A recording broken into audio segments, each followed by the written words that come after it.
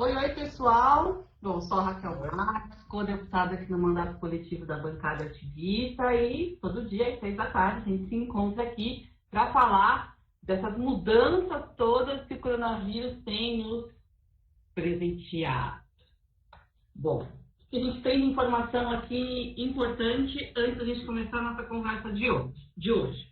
Ontem foi aprovado um tal de pacotão dentro da Leste, que com todo o atraso do mundo, depois de 45 mil infectados, 10 mil mortes no estado, né, chegou para fazer frente às primeiras iniciativas propostas pelo Poder Legislativo de São Paulo para enfrentar essa pandemia.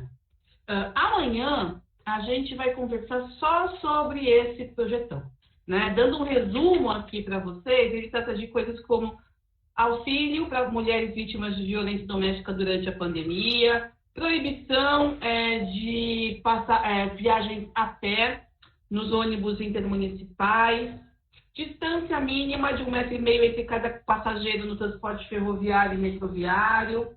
Quero ver o metrô com distância mínima de 1,5 metro, mas vai ser ótimo, né? Teremos aí um metrozinho que a gente anda sentada, é um sonho. Aí o carro se aposenta de vez.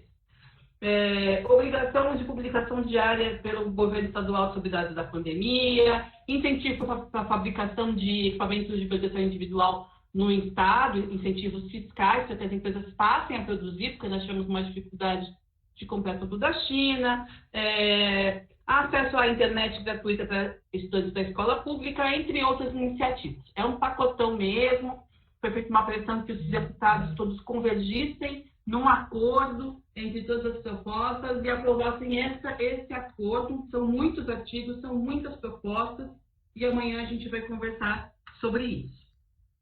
Paralelo a esse assunto, no mundo, né, o vírus reaparece na China e na Nova Zelândia, que tinham conseguido controlar internamente já essa questão, mostrando que mesmo com todo o cuidado,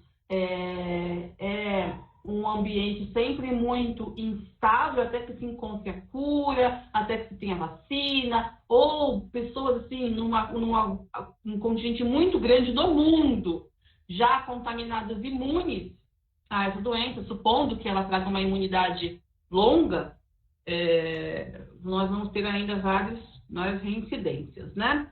Não estou falando em segunda onda ainda, é só uma contaminaçãozinha pequena nesses dois países.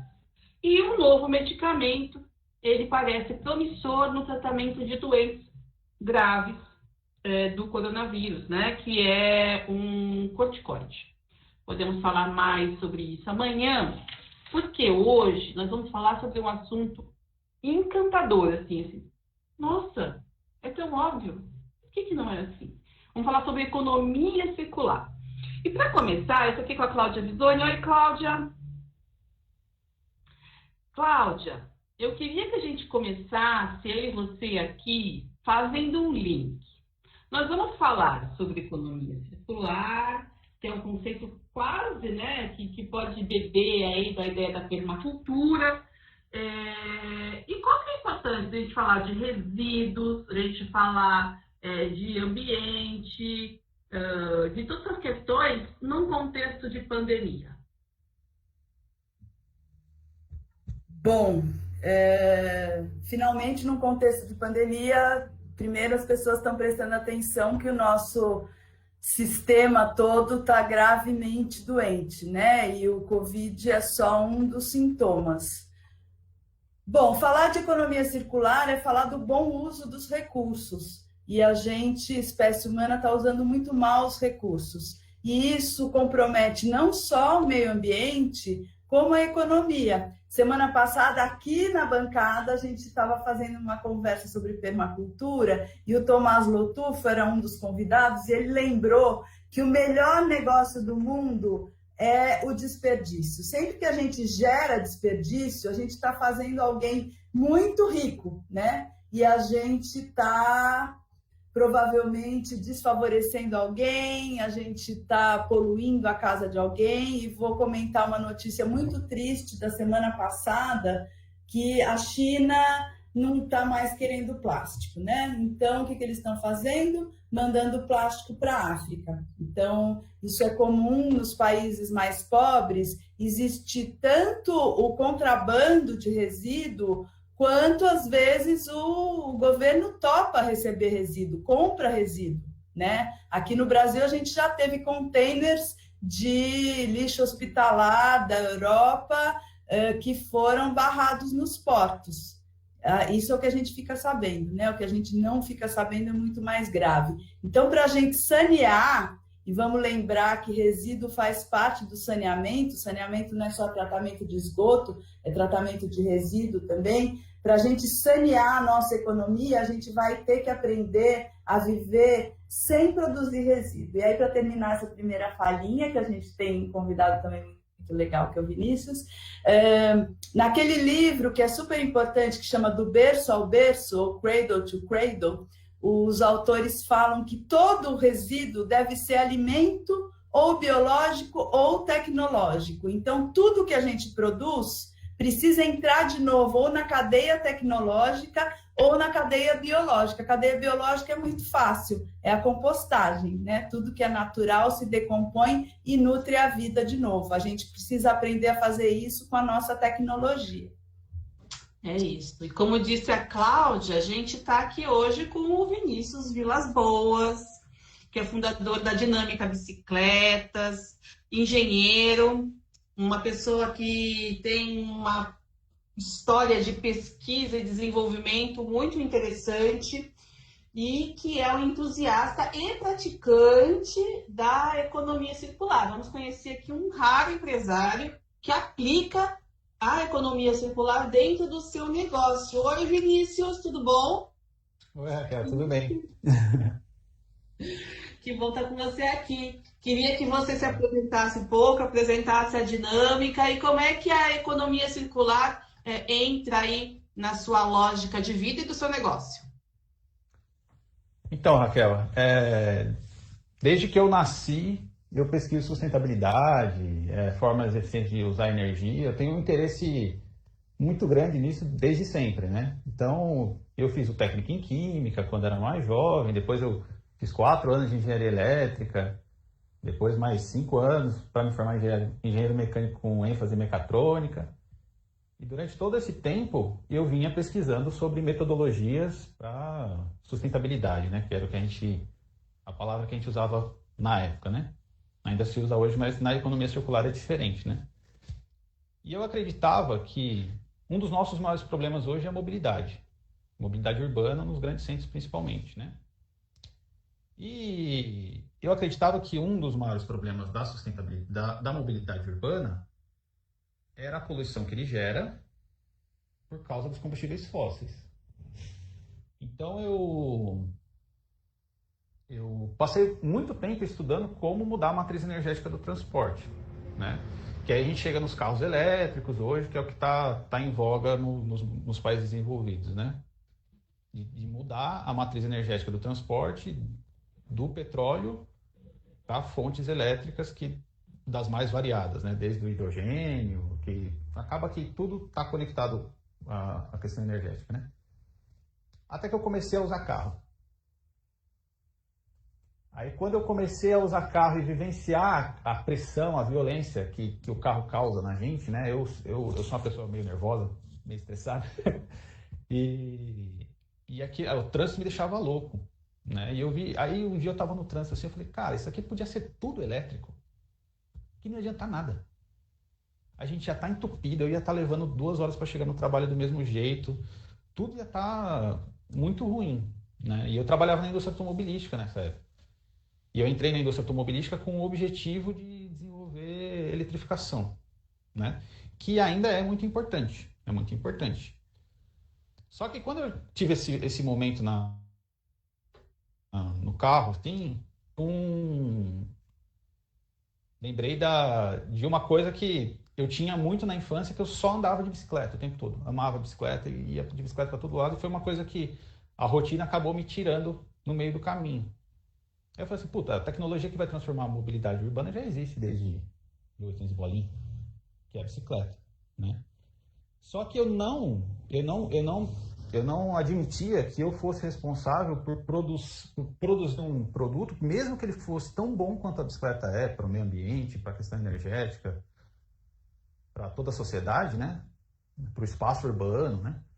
Compartilhamento, de uma forma que fosse poluente também.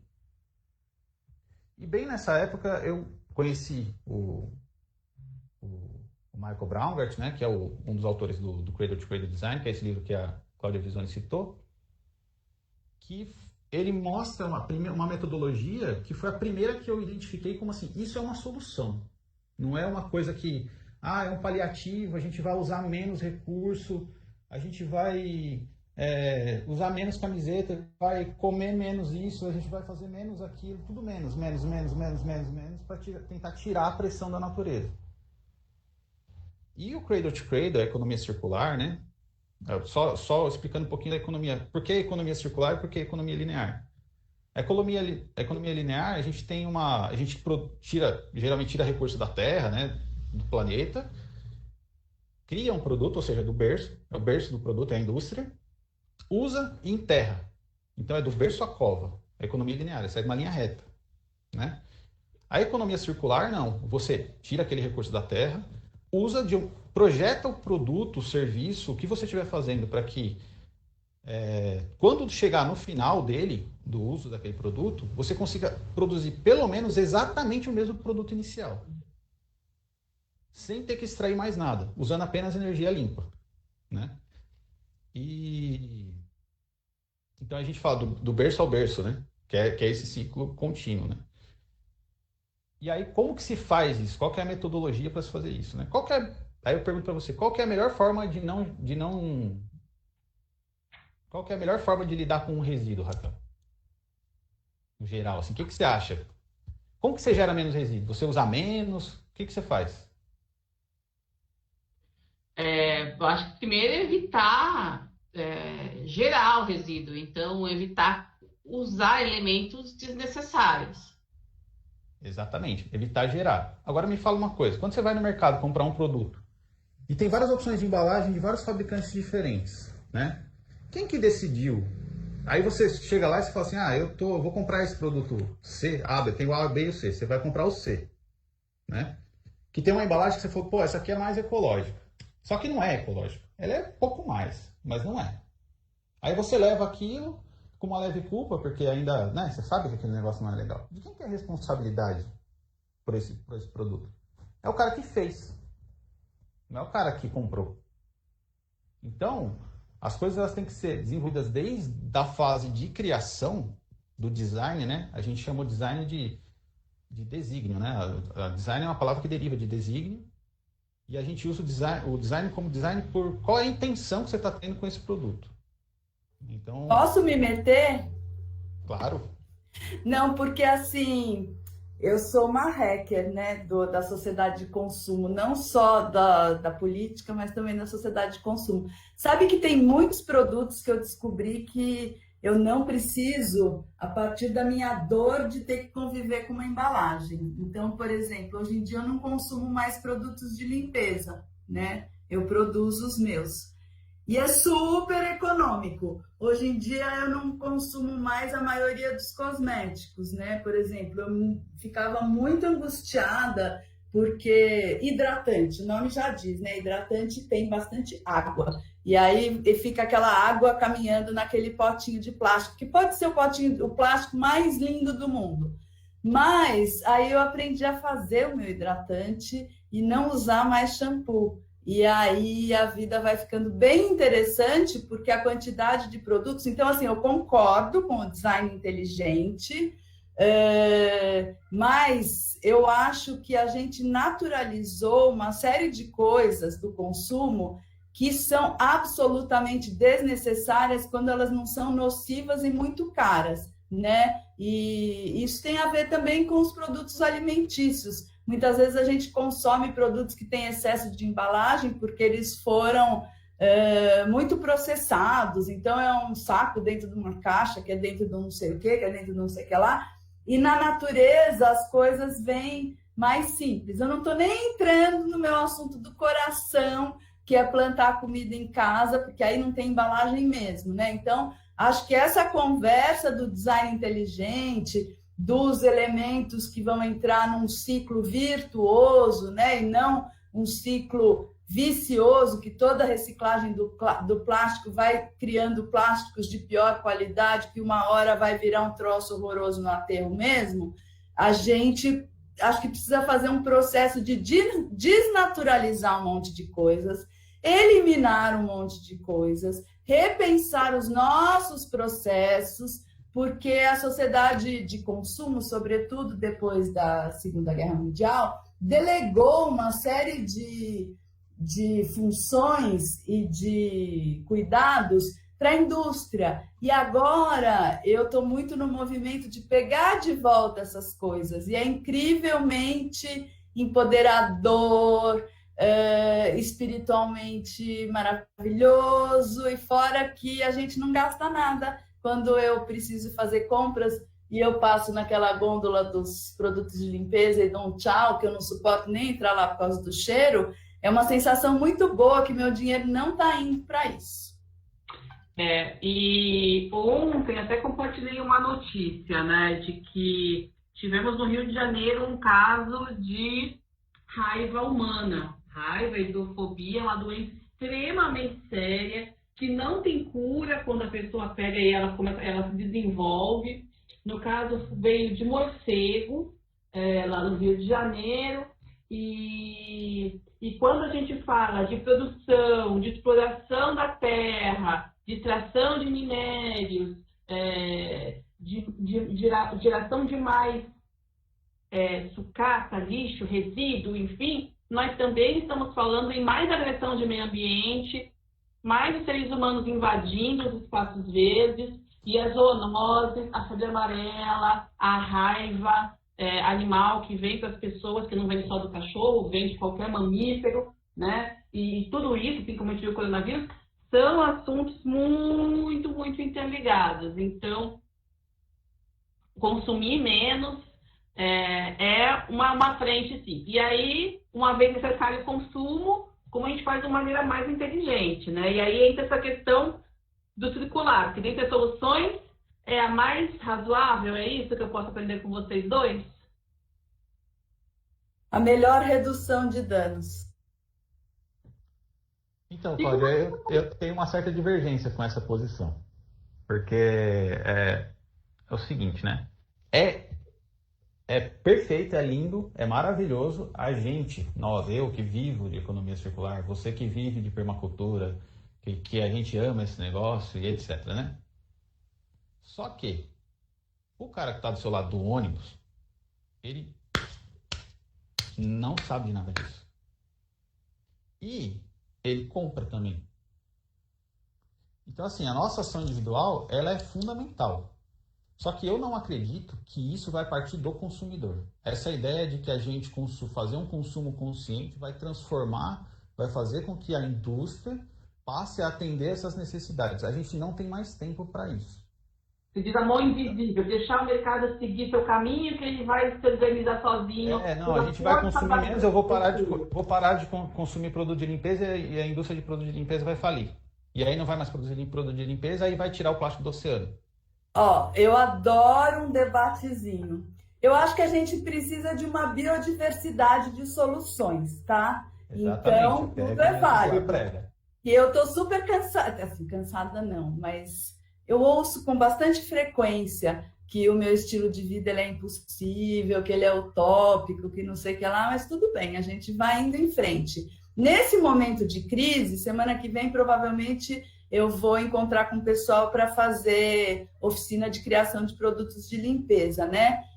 A gente tem alguns argumentos, né, para dar uma boicotada na indústria da limpeza. Um é os resíduos, é um só. O outro é que esses produtos são super caros. O outro é que esses produtos poluem os rios, né? E aí uma química verde e tal também está super demorada para chegar e, em geral, é mais cara, porque produtos são cheios de compostos químicos, porque eles mimetizam os óleos essenciais da natureza, eles são super mais baratos e tudo mais.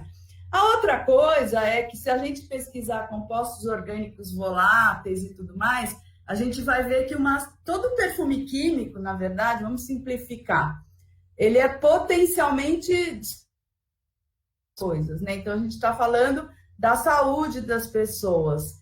E realmente é naturalizado na nossa sociedade que um produto químico cor-de-rosa dentro de um frasco de plástico é a maneira da gente fazer limpeza. E eu não estou aqui para convencer ninguém, a pessoa que está do meu lado do meu ônibus vai levando a vida dela. Acho que tem uma inércia cultural muito grande, mas eu sou anarquista da turma do Thoreau, que escreveu Walden, né? Que é um dos nossos. E o Thoreau, uma vez, ele falou que a maneira mais rápida dele, ele morava num sítio que ficava algumas centenas de quilômetros de Boston. Ele falou que a maneira mais rápida dele ir até Boston era a pé, porque ele calculou o tempo que ele precisaria trabalhar para comprar a passagem de trem, né? Para ir até lá. E ele falou assim, bom, eu vou a pé porque eu não preciso trabalhar isso tudo para ganhar esse dinheiro, etc. Então, assim, o caminho da permacultura e o meu caminho do hackeamento da sociedade de consumo é um pouco pautado por essa ideia de que as pessoas são pessoas, não são consumidores. E, assim, eu tenho aí tentado espalhar os ventos, que a gente tente sair desse lugar de consumidor, que é um lugar muito ruim, gente. Mas adoro um debatezinho e acho que válido, a gente precisa também urgentemente dessa redução de danos, que é tornar os ciclos dos produtos circulares, né? Como é o caso lá do que se fala dessa economia do berço ao berço. E como é que isso se materializa, Vinícius, dentro da dinâmica? Como é que é uma rotina de uma produção circular, vamos dizer assim? Tá, eu só vou fazer mais um parênteses para responder a Cláudia, tá? Então, Cláudia, você é um anarquista, eu sou um radical. Porque eu quero destruir o cara que produz um negócio vermelho no frasco, cheio de ésteres, que vão causar disrupção endócrina, etc. Eu quero pôr uma bomba na indústria dele. Entendeu? Eu quero. Qual que é o lance? É a gente entender que eles transferem a responsabilidade da gestão de resíduos para a população. O governo, a gente gasta com impostos pra cacete para ficar resolvendo o resíduo de capitalista maldito que foi lá e produziu um negócio que é uma desgraça para o meio ambiente. E aí a gente fica gastando com saúde pública, fica gastando com gestão de resíduo. Aquele plástico pode ser reciclado 3 vezes, vai virar saco de lixo, já era. Só reduz o problema. Eu quero destruir esse cara. E aí eu quero destruir esse cara fazendo ele ser responsável por todo o ciclo. Se ele for responsável por todo o ciclo, o produto dele vai ficar mais caro do que o ecológico. Porque o ecológico é mais barato para todo o ciclo. Entendeu? E aí, como que eu faço aí aqui na dinâmica, né? Aqui, Raquel, tudo é pensado desde o nível químico do material até a reciclabilidade, como que ele vai entrar no ciclo de reciclagem, se o material vai conseguir ser bem aproveitado lá no futuro, né? Então, por exemplo, assim, nos materiais para produção de bicicleta, basicamente são 4, né? Fibra de carbono, alumínio, titânio e aço, né? A fibra de carbono é um material extremamente intenso em consumo de energia, mas extremamente mesmo intenso em consumo de energia. Ele não é reciclável, e assim, pensa num material caro, caríssimo. Pensa que você tem, como se fosse uma folha de ouro, aquele negócio, é muito caro, né? E nem o cara que produz a bicicleta, que ele recorta da fibra de carbono, tem o que fazer com o resíduo daquilo. Porque aquele resíduo lá, ele não consegue fazer nada. Na Europa, não estou atualizado na lei, tá? Mas até pelo menos pouco tempo atrás, só a Espanha aceitava incinerar resíduo de fibra de carbono. Nenhum outro país aceitava. Que cai nessa questão deles exportarem resíduo para fora, né? O alumínio tem alta reciclabilidade, é um material legal também, mas ele não é muito legal para fazer bicicletas que são para o tipo de ciclista que eu atendo. Que é um cara que às vezes vai para o deserto do Atacama e fica lá no meio e a bicicleta dele não pode quebrar de jeito nenhum, né? O titânio é um material muito caro, é um material exótico, muito bom também, que pelo valor dele ser alto, ele vai ser reciclado de qualquer jeito, porque o custo por quilo dele é alto. né? É mais ou menos o que acontece com a latinha de alumínio. O alumínio ele é tão reciclado no Brasil porque a latinha vale dinheiro. Você pega a pessoa pelo dinheiro. Se o papelão valesse tanto quanto o alumínio, a gente ia reciclar muito papelão, né? Ia valer a pena carregar um negócio de papelão. E o aço, ele é um produto que... Ele é um metal que ele consegue fazer uma bicicleta mais confortável, né?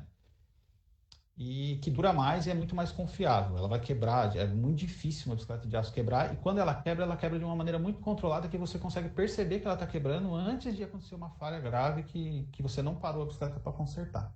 E aí você consegue, com essas escolhas de material, ter tudo 100% que volta ao berço na dinâmica? Ou você ainda tem uma parte, está num processo? Como é que está? Tudo é um processo, né? Porque é uma transformação muito difícil. Então, assim, dentro dos aços, a gente tem algumas ligas, né? Mas basicamente, né? Tem o aço comum, que é o aço de mercado, que os caras fazem todas as coisas de aço quase que você vê na rua, né? Na vida aí.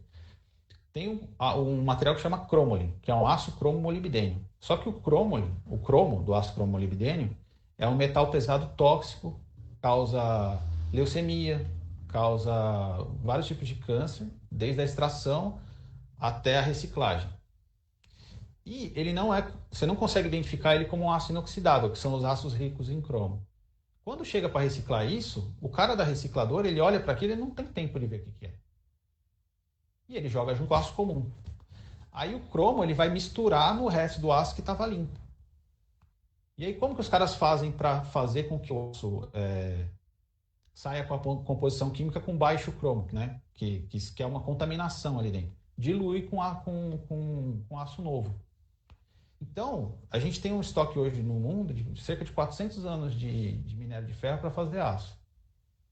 Se a gente continuar produzindo os aços e não reciclando as ligas da maneira correta, como está sendo feito hoje, daqui a um tempo, todos os aços vão ter esse tipo de contaminação de metal, porque é caríssimo. Primeiro que é muito difícil, quase não existe processo para separar esses elementos, e é caríssimo E você não precisa uma temporada. Então, peraí, essa reciclagem, na verdade, a gente está usando coisa suja e ela não é boa.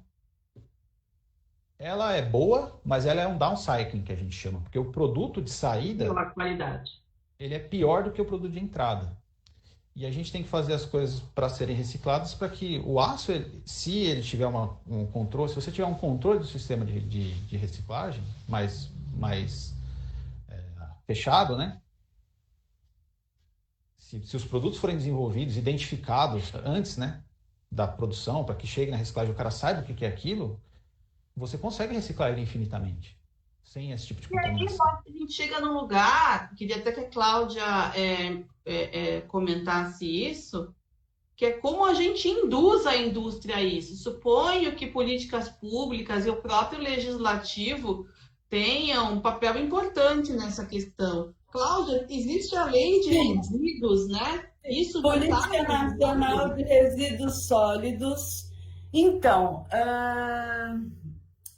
é bem complicada essa situação, porque a Política Nacional de Resíduos Sólidos, no papel, ela teoricamente é linda. Inclusive, todo mundo, quando pensa em resíduo, pensa em reciclagem. Reciclagem é assim, só não é pior do que mandar para o aterro direto, tá? A Política Nacional fala em não geração de resíduo, em redução, em reutilização, em reciclagem e depois em jogar fora. Só que eu tenho umas notícias que não são muito boas. Primeiro, essa política demorou 19 anos passeando no Congresso.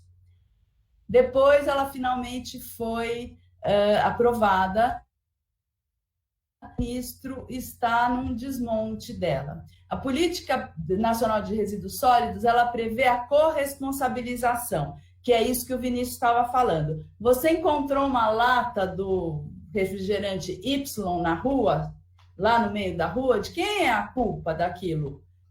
É corresponsabilidade, a culpa é da empresa também, que gerou aquele resíduo. Só que, assim, essas penalidades nunca foram definidas. Eu fui delegada quando a gente fez a convenção em São Paulo, acho que foi 2014, alguma coisa, 2013, da política municipal de resíduos sólidos. Eu ajudei a escrever essa lei e ela é super razoável, assim como o ECA no Brasil, o Estatuto da Criança e do Adolescente, é super razoável, assim como o manual do Ministério da Saúde, que orienta como deve ser a alimentação da família brasileira, é muito bem escrito. A gente vinha numa tradição, assim como nossa Constituição é linda, a gente tem no Brasil uma tradição de escrever leis muito bonitas, e as leis ambientais eram bem razoáveis até recentemente. Uma tradição de não aplicar essas leis, e agora a gente está piorando, a gente está indo para o retrocesso mesmo, porque esses lobbies, né? Porque o lobby de quem externaliza custos, que é o que o Vinícius estava falando, né? Quando você joga no mercado um produto potencialmente cancerígeno, a pessoa tem câncer e a pessoa vai para o sistema público, isso é uma sem falar na crueldade, é uma externalização de custos, né? Que é uma coisa que a economia de hoje em dia e a administração aceitam. Só que isso começa numa lógica absurda, porque não existe externo, estamos todo mundo nesse planeta aqui. Então, isso tudo teria que ser redesenhado, só que os ventos estão muito contrários, porque a gente está num momento de retrocesso, num momento em que esses lobbies, não é nem o lobby, não estou nem falando do lobby da indústria da produção de produto de limpeza, estou falando do lobby de destruir floresta para colocar gado, do lobby de fazer grilagem de terra. Isso tudo está mandando no cenário político, né? Então a gente tem que estar muito atento, e nós da oposição já estamos assim meio cansados, mas a gente precisa aprender a falar para fora das nossas bolinhas, para o pessoa que está do nosso lado no ônibus entender isso tudo e nos ajudar, e a gente começar a crescer, né? E aprender a fazer alianças entre nós, né? Porque as forças do retrocesso sabem fazer aliança e as forças progressistas têm essa dificuldade. Então tá duro, viu, gente? E aí, Vinícius, eu vi que a Malu, ela fez uma pergunta, passou aqui para mim, só que eu estou hoje longe do meu... Não sei se o Vinícius consegue ver, o Pedro colocou para a gente a pergunta da Malu para o Pedro, o Vinícius, mas... Peraí, deixa eu ver aqui. Uma pergunta para o Vinícius. Está no chat. Fiz um doutorado na USP sobre minimização de resíduos em 1994. Por que caminhamos tão pouco de lá para cá, se o mundo mudou tanto? Por que esse setor evoluiu tão pouco? Olha, basicamente acho que, na minha opinião, é pelo que a Cláudia estava falando aqui agora. A gente precisa de apoio do governo. Esse negócio existe essa ideia, né? Esse mito aí de que deixando as coisas soltas, tudo vai se resolver, porque o consumidor vai resolver. A hora que ele não passar pela gôndola e não comprar, vai falir as empresas. Não existe isso. Isso aí não existe. A gente tem que ver um problema e agir sobre ele. Se a gente não agir sobre ele e ficar esperando cair do céu, não vai cair do céu. Porque precisa de formação técnica para quem faz a gestão dos resíduos. O papel, por exemplo, do catador é super importante, entendeu? O catador, ele sabe, às vezes, separar um material de uma maneira que, se você perguntar para um químico, que nem eu, não sei. Porque ele queima um cantinho do plástico lá, se tem cheiro de parafina é uma coisa, sai um cheiro de éter aqui é outra, e ele sabe, né? Então, e a gente tem que, por exemplo, assim, a indústria do plástico. Os caras produzem resinas que só conseguem reciclar termicamente, né? Que é você derreter e fazer um produto novo. Cada vez que derrete já era. Ele vai perdendo qualidade, né? Que é o downcycle que a gente estava falando. E não tem o que fazer com aquilo. O nosso problema não é gerir resíduo. A gente tem que tratar os materiais como nutrientes, né? E manter eles no ciclo técnico e passar eles pelo ciclo biológico, né? Que é essa coisa da gente fazer o design como intenção. Só que, pela iniciativa da sociedade, sem uma coordenação, não vai acontecer. E é isso que a gente está vendo A gente já sabe do aquecimento global há quanto tempo? Uhum. E como é que você imagina ter solução para isso, na sua visão mais... Como a gente está falando aqui antes de começar, né? Vinícius é pragmático. Vamos resolver. Vinícius é o do vamos resolver agora, né? E na tua perspectiva, qual é o caminho? Aí depois a gente volta para a Clau e faz uma complementação. Então, como a Cláudia estava falando, é lamentável o estado que está a política pública e o que o governo está fazendo. Mas a solução tem que passar por isso, né? Não adianta a gente pensar uma solução... Porque assim, você tem que imaginar uma coisa. Eu produzo bicicleta limpa. Só que a minha escala é irrisória, perto de quem produz bicicleta suja. Quem produz fibra de carbono na China, lança isso, para você ter ideia, tem empresa na China que lança os resíduos de fibra de carbono nos rios. Então, precisa ter uma coordenação global em cima disso. E nacionalmente, a gente precisava ter uma fiscalização fortíssima em cima da Política Nacional de Resíduos Sólidos, precisava cutucar as empresas de verdade, meter fiscalização, cobrar imposto maior sobre produtos que fossem danosos, né? Não é um imposto maior, aquela coisa penalizante, né? Mas cobrar do cara o custo que ele está gerando para a sociedade. A penalidade que está gerando, né? Pô, você está vendo essa pintada com tinta de chumbo, que depois vai ficar 100 mil crianças aí aparecendo intoxicadas no hospital? Você vai pagar o tratamento, a indenização, tudo, vai ter criança que vai perder a vida, vai ser preso, entendeu? Vai ser preso. Lançou um produto tóxico no mercado para criança, você vai para cadeia, fica 20 anos na cadeia. Pelo que eu estou ouvindo disso aí, como o planeta é um só, talvez demandaria uma grande ação diplomática, né? De coordenação. E eu não sou muito conhecedora dessa área, meu métier é outro. Existem acordos internacionais relativos a isso, porque qualquer partícula que seja dada no oceano por qualquer país, o oceano é compartilhado, né? Nosso. Então, lógico que iniciativas locais têm muito valor, mas a gente está vendo nesse instante, mais que nunca, como somos interligados. Existem ações diplomáticas internacionais? Ai, olha, assim, tá meio cada um por si, né? Assim, eu já tenho uma certa idade, então participei da Rio 92. Naquele momento, era o momento em que a humanidade estava sentada em volta de uma mesa justamente para fazer esses acordos, né? E escreveu lindos documentos. E aí a realidade começou a se bifurcar e surgiu aquilo que eu chamo do ambientalismo conferencial, né? Então as coisas foram evoluindo nas conferências. Mas existe todo um submundo que muitas vezes é ilegal, é semi-legal, é sublegal, é infralegal ou é até legalizado mesmo, né? Como é o caso dos níveis de agrotóxico no Brasil. E é isso que o Vinícius está falando. A humanidade como um todo parece que ela sofre de uma certa miopia, que a gente troca qualquer negócio pelo benefício imediato, né?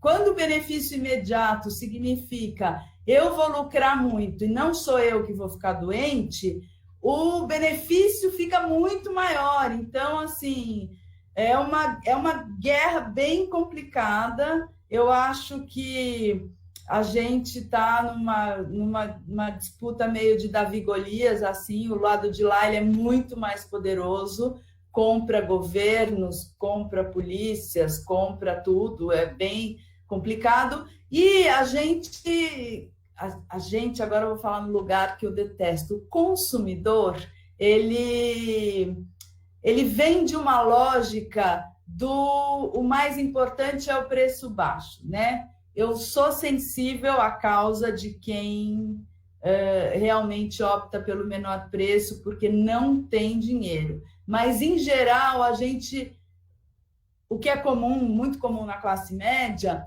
é você comprar o máximo possível, até mesmo o que você não precisa, até mesmo o que é tóxico, buscando o menor preço em tudo, né? Então, acho que as soluções são muitas. Estamos nós, né? Eu e você, Raquel, lá no mundo legislativo, está o Vinícius aí no mundo empresarial, e eu acho que de cada cadeirinha que a gente está ocupando, há algo a ser feito, né? Essa revolução que venha do consumidor, eu também concordo com o Vinícius, que não é amanhã que todo mundo vai despertar e boicotar a multinacional XYZ e aquelas empresas vão falir e só as empresas virtuosas. Mas o que acontece, eu estou vendo aí a oficina do Vinícius achando linda, isso acontece também na agroecologia. Um pequeno grupo de pessoas é capaz de fazer alguns negócios sobreviverem até que todo mundo que está dormindo desperte, né? Então, acho que uma missão de curto prazo para a gente é tornar possível que o Vinícius continue fazendo bicicleta com excelência, que as pessoas que estão plantando alimentos maravilhosos, agroecológicos, continuem plantando, a gente continue ampliando organicamente no nosso caminho com um grupo de pessoas que acreditam e que praticam. Eu não vou nem falar consumo consciente, mas é o consumo ativista, né? Eu tenho isso na minha vida, assim. Para eu abrir a minha carteira e tirar R$ 1 para alguma coisa que eu não acredito, é muito difícil. Vou deixar um exemplo, assim, meio que me pegou na pandemia. Eu não aguento mais comprar aqueles foninhos que quebram. E aí o meu foninho quebrou e eu estou sem foninho. E eu não tenho coragem, porque eu gostaria que existisse um Vinícius produzindo foninho de ouvido numa qualidade ótima, com um material ótimo e que ainda consertasse. Se essa pessoa existe e está aí nos ouvindo, por favor, entre em contato, que eu vou comprar e vou começar a comprar de presente. Se custar R$ 200, eu vou comprar o foninho de R$ 200 como um investimento para que esse negócio exista, né? Então, são muitas estratégias que a gente precisa nessa luta nossa de guerrilha, até que vai chegar um momento, né? Já está chegando, muito limite. A humanidade foi obrigada a ficar cada um no seu quadradinho por causa de uma pandemia. Vem outros colapsos por aí. Então, assim, ou a gente vai aprender por amor e pela consciência, ou então pela dor e de uma maneira cada vez pior, né? Isso, infelizmente, é o meu recado.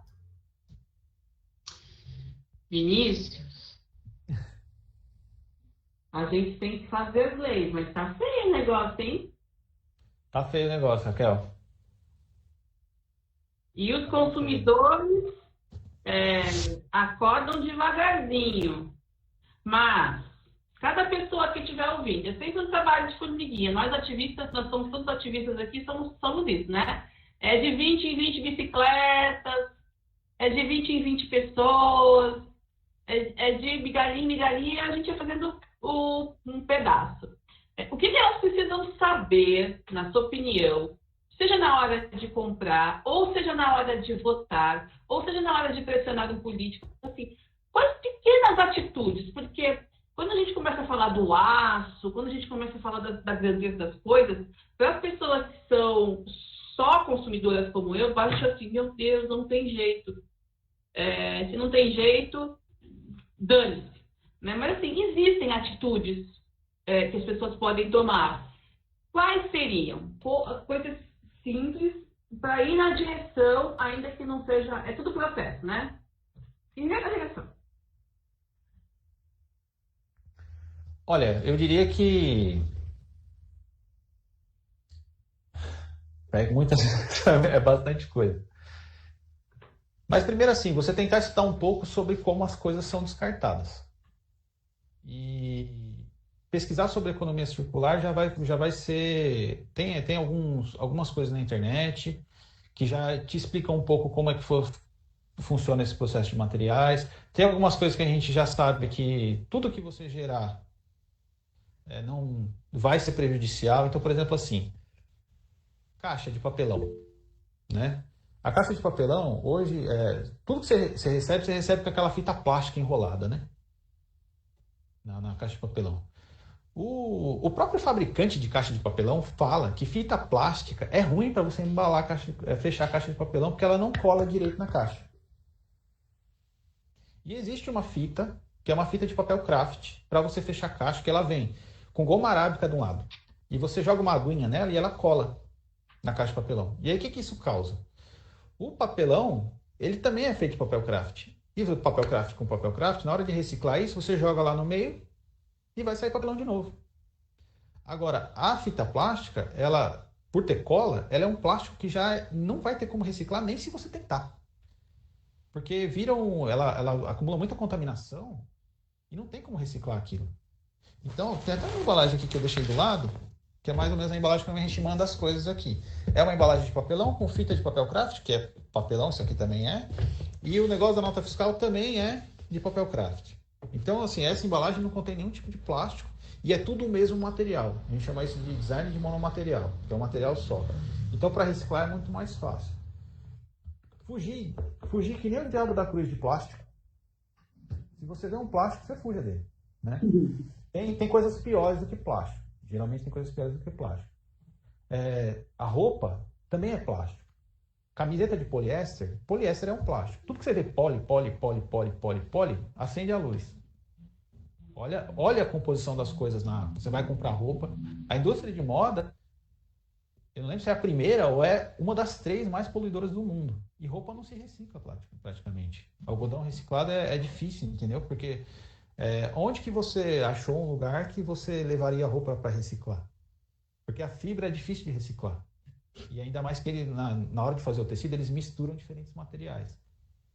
Um exemplo clássico que a gente gosta de abordar na economia circular é aquelas camisetas ecológicas de algodão com PET.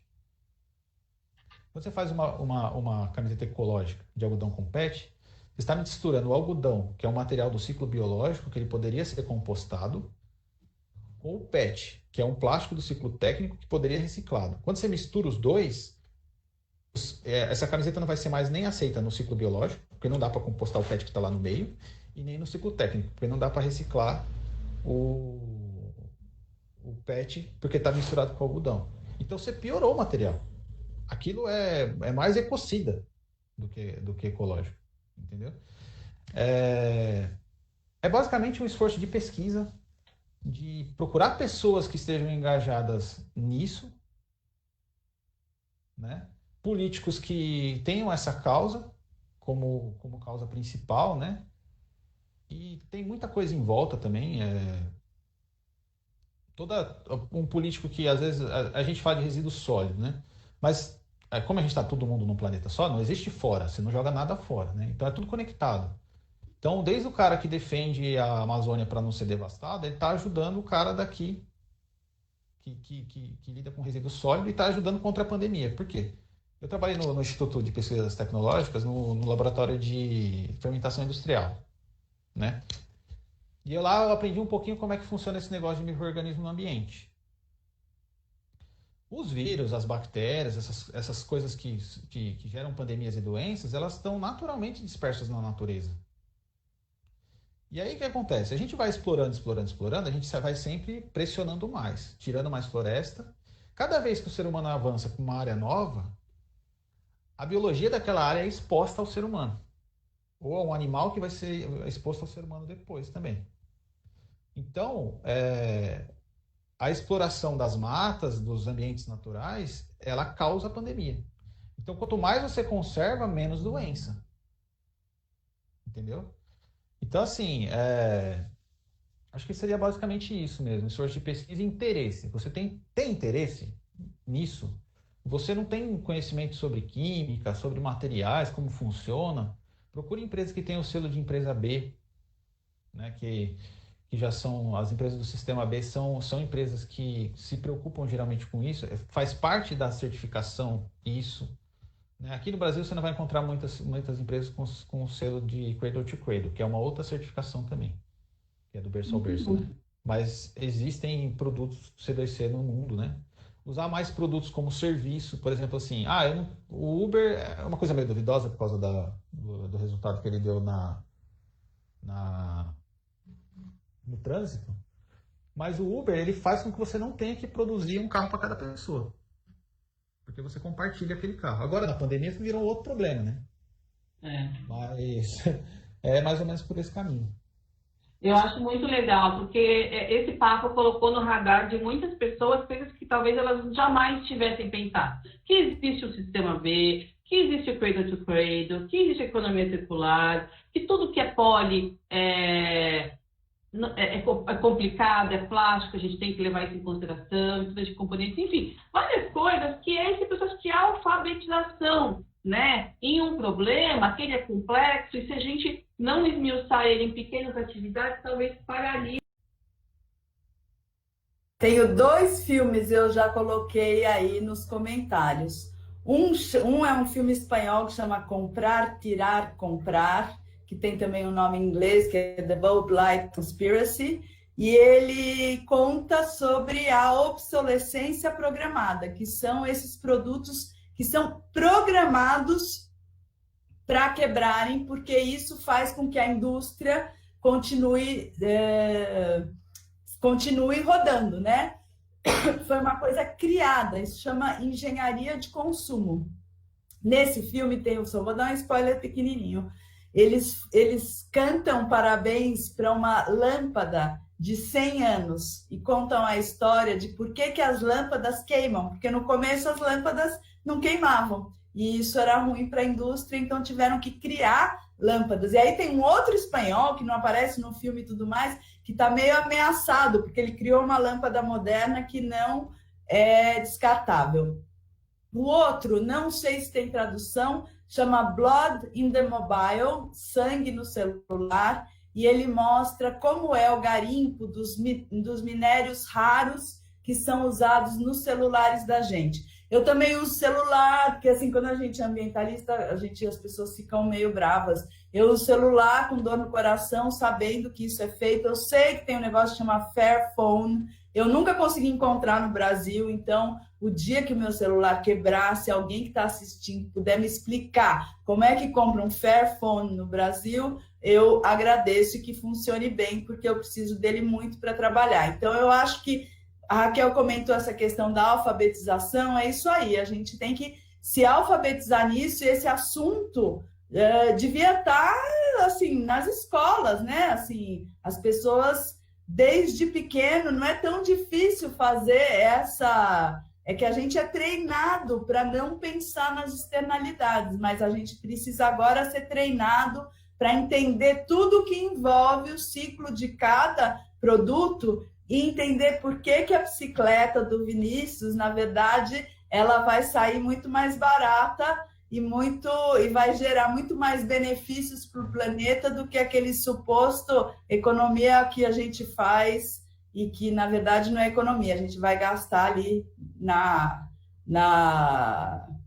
farmácia, né? Depois. É isso. Eu vou sugerir que o Vinícius, ele caiu, eu acho. Mas eu vou sugerir que vocês sigam o Vinícius e a Dinâmica Bicicleta, Vinícius Vilas Boas, Dinâmica Bicicletas, nas redes sociais, porque o Vinícius tem tiradas ótimas. Esses dias ele estava justamente reclamando da obsolescência programada do celular dele, que ele pôs uma atualização e parou de funcionar. Ele tem também um sítio, chácara, fazenda, não sei muito bem que rola esse, mas que todo automatizado. O Vinícius é o meu professor pardal favorito, com vários pensamentos e projetos de inovações aí para um novo mundo. O Vinícius está prototipando um novo mundo aí dentro das possibilidades, experimentando nesse processo. Então, acho que todo mundo que se interessa pelo assunto, vale a pena seguir o Vinícius, conhecer o Vinícius. Claudinha, queria te agradecer muitíssimo.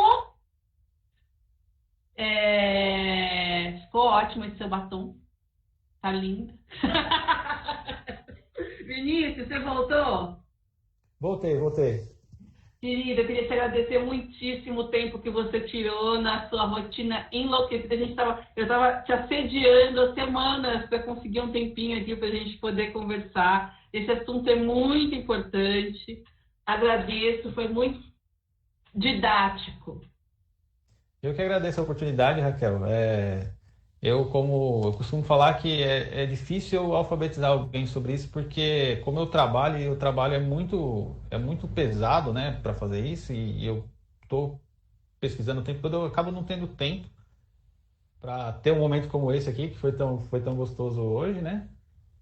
E eu queria deixar um recado sobre essa questão da alfabetização, que antes de eu abrir a dinâmica, eu imaginei que o desafio para conseguir fazer um produto desse tipo no Brasil seria gigante. Só que, na verdade, ó, 95% de todas as soluções que eu precisei para criar esses produtos estavam prontas no mercado.